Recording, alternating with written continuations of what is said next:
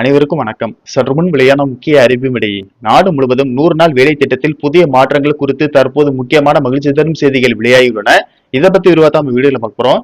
வீடியோவை கடைசி வரைக்கும் ஸ்கிப் பண்ணாம பாருங்க. வீடியோக்குள்ள போறதுக்கு முன்னாடி இந்த வீடியோக்கு லைக் பண்ண பிரஸ் பண்ணிக்கோங்க.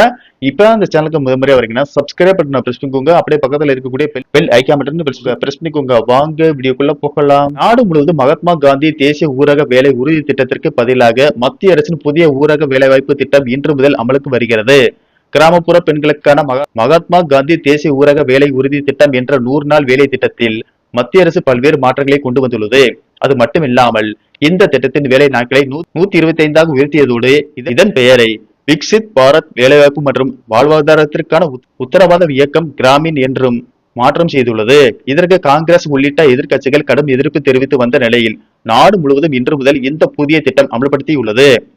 இந்த புதிய திட்டத்தை ஏற்றுக்கொள்வதற்கான தேவையான அறிவிப்பை இன்னும் வெளியிடாத சில மாநிலங்களுக்கான இடைக்கால ஏற்பாட்டை ஊரக வளர்ச்சி அமைச்சகம் நேற்று வெளியிட்டுள்ளது.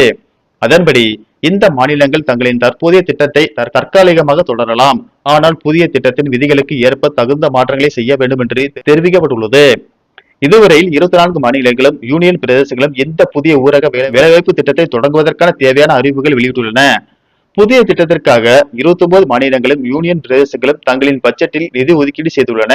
அதே வேளையில் புதிய திட்டத்திற்காக 2026-27 நிதியாண்டின் பட்ஜெட் ஒதுக்கீட்டுக்கான ரூபாய் 95,692 கோடியில் இருந்து மாநில வாரியான ஒதுக்கீட்டை மத்திய அரசு அறிவித்துள்ளது. ஓகே ஃப்ரெண்ட்ஸ், இந்த தகவல் உங்களுக்கு பிடிச்சிருந்தா லைக் பண்ணுங்க, ஷேர் பண்ணுங்க, மறக்காம சப்ஸ்கிரைப் பண்ணுங்க. நன்றி, வணக்கம்.